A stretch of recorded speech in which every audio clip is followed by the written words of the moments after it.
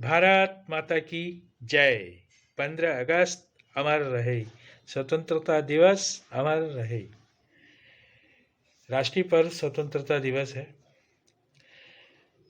हमने पढ़ा है, सभी लोगों को जानकारी भी होगी कि हमारी आज़ादी की घोषणा रात को 12 बजे हुई थी। 14 और 15 अगस्त की रात को 12 बजे।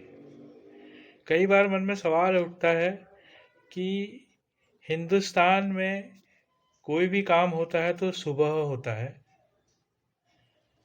रात को 12 बजे का कोई तुक समझ में नहीं आता। जानकारी हासिल करने पर मुझे मालूम हुआ, आपके साथ भी शेयर करूंगा। दरअसल आज़ादी की घोषणा करने के लिए जो हमारे उस वक्त के तत्कालीन अंतिम वायसराय थे लॉर्ड माउंटबेटन, वो 15 अगस्त के दिन जो है आज़ादी की औपचारिक घोषणा करना चाहते थे। लेकिन उस समय के हमारे देश के ज्योतिषियों ने हमारे तत्कालीन नेताओं को ये सलाह दी कि 15 अगस्त का दिन शुभ नहीं है। इसलिए बात इस पर आ गई कि 15 नहीं 14 अगस्त को होना चाहिए। लॉर्ड माउंटबेटन को बमुश्किल मनाया गया, लेकिन वो मानने को तैयार नहीं थे। फिर भी जो है वो मान गए और ये तय हुआ कि 14 अगस्त को 12 बजे से थोड़ी देर पहले आज़ादी की औपचारिक घोषणा की जाएगी। हिंदुस्तान और पाकिस्तान का बंटवारा हो चुका था, इसलिए जो है लॉर्ड माउंटबेटन 14 तारीख को कराची गए और उस दिन उन्होंने वहाँ देश की आज़ादी से संबंधित सभी कागजी औपचारिकताएं पूरी की और शाम को आ गए। रात को 12 बजे से ठीक पहले, कुछ समय पहले, जवाहरलाल नेहरू के नेतृत्व में उन्होंने गवर्नर हाउस कहते थे, जिसे अब राष्ट्रपति भवन कहते हैं, वहाँ 14 सदस्यीय मंत्रिमंडल को जवाहरलाल नेहरू के नेतृत्व में शपथ दिलवाई। और उसके बाद 15 अगस्त के दिन जवाहरलाल नेहरू ने देश के पहले प्रधानमंत्री के तौर पर लाल किले पर तिरंगा झंडा लहराया। उल्लेखनीय है, बहुत मार्केबल बात है कि महात्मा गांधी जो आज़ादी के इस आंदोलन के सर्वोच्च नेता थे, उस अवसर पर लाल किले पर उपस्थित नहीं थे। उधर जिन्ना जी के नेतृत्व में भी 15 अगस्त को ही पाकिस्तान में जो है स्वतंत्रता दिवस मनाया गया।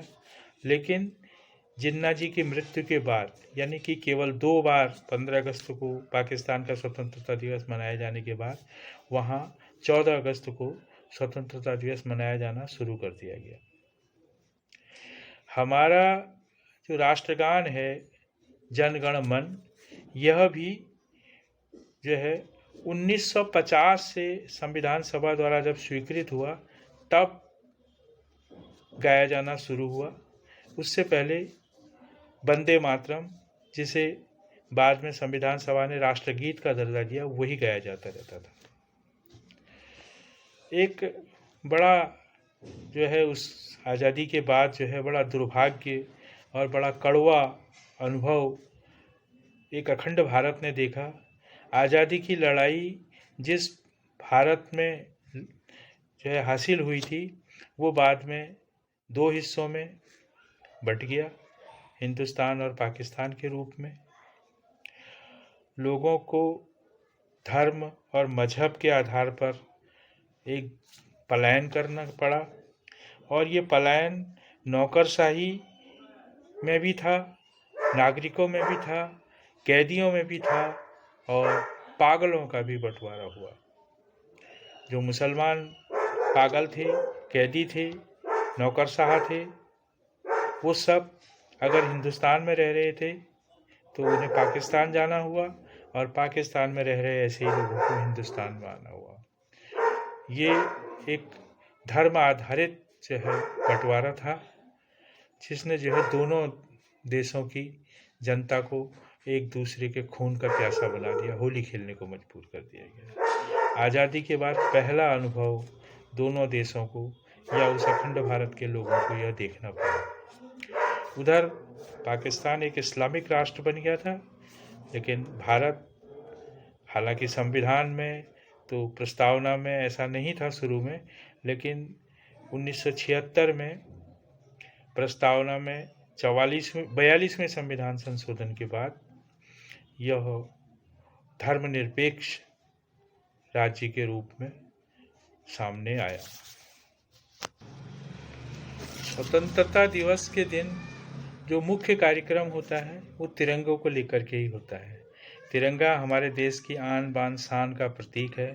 स्वतंत्रता हासिल करने के लिए एक ऊर्जावान हथियार के रूप में ये रहा। तिरंगा लेकर के हमारे आज़ादी के दीवाने निकल पड़ते थे। अंग्रेज़ों की गोलियों को, लाठियों को झेला उन्होंने, लेकिन तिरंगे को नहीं झुकने दिया गया। तिरंगे को लेकर के जो आज़ादी की लड़ाई लड़ी गई वह हालांकि बहुत पहले से चल रहा था, लेकिन मुख्य रूप से सन 1921 में कांग्रेस पार्टी, जो तब केवल राजनीतिक ही नहीं बल्कि एक राजनीतिक और सामाजिक संगठन था, उसके बैनर तले जो है लड़ाई लड़ी गई थी। तमाम सक्रिय और देशभक्त नेता, लगभग आज कई सारी पार्टियों के जो है वो हैं, लेकिन उस वक्त वो सब कांग्रेस में ही थे। कांग्रेस तब आज़ादी की लड़ाई लड़ने का एक प्रमुख संगठन था, जो राजनीतिक ही नहीं सामाजिक संगठन भी था।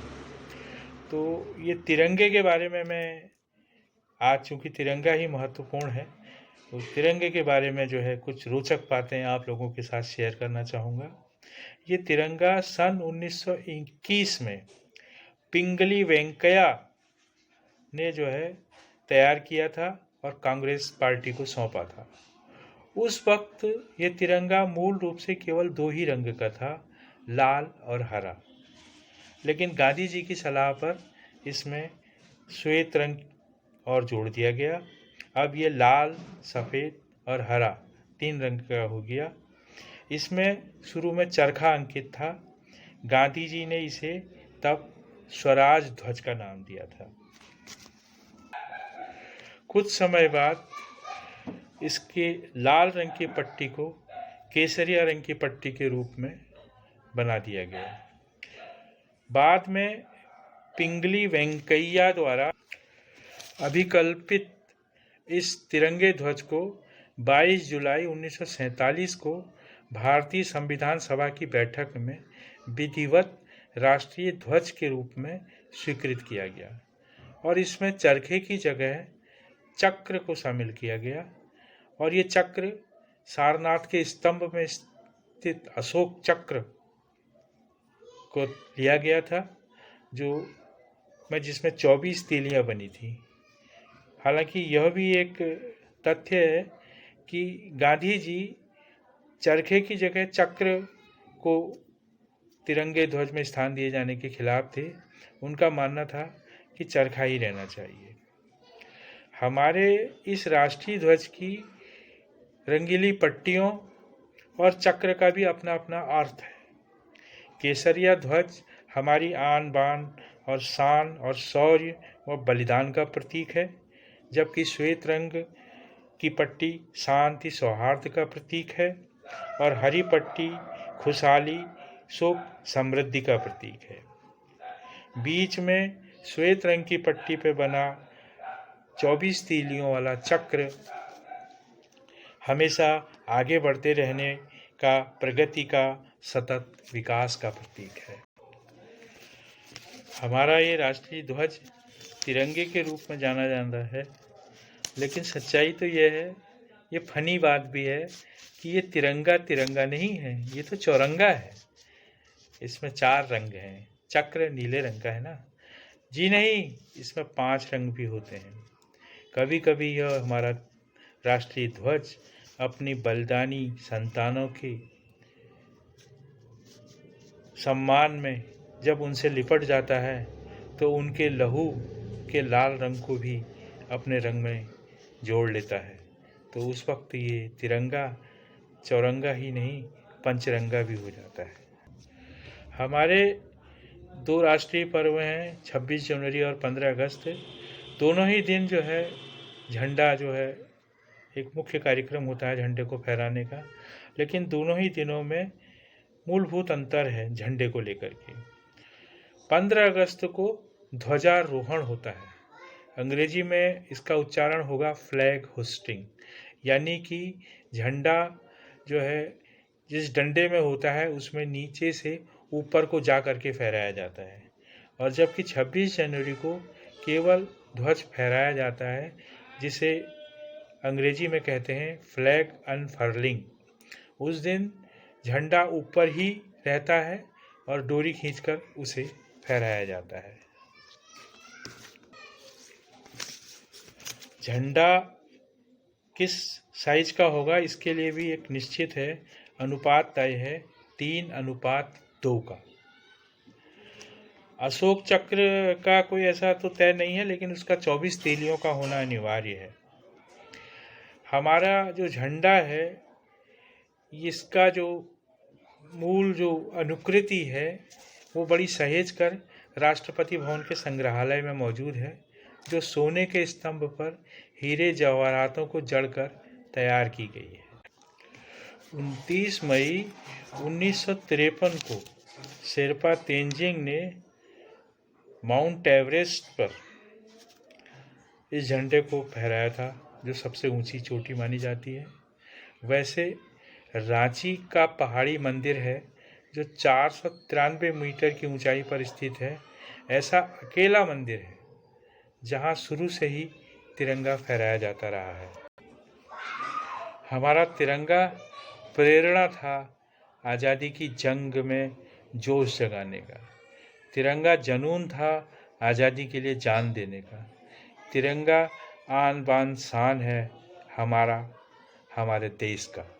सच तो यह है कि तिरंगा आज़ादी प्राप्त करने का प्रेरणा का प्रतीक था। तिरंगा आज़ादी की निशानी था।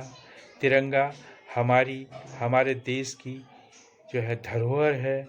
इसका मान सम्मान बनाए रखना हमारा कर्तव्य है। पहले तिरंगा केवल सरकारी इमारतों पर फहराया जाता था। 15 अगस्त और 26 जनवरी को सभी जगह फहराया जाता था, लेकिन सूर्योदय से पूर्व और सूर्यास्त से पहले सूर्यास्त के बाद इसे उतार दिया जाता था। लेकिन 2009 के बाद ये नियम बना कि कोई भी व्यक्ति झंडे के बारे में पूरा सम्मान व्यक्त करते हुए इसे कहीं भी कभी भी फहरा सकता है।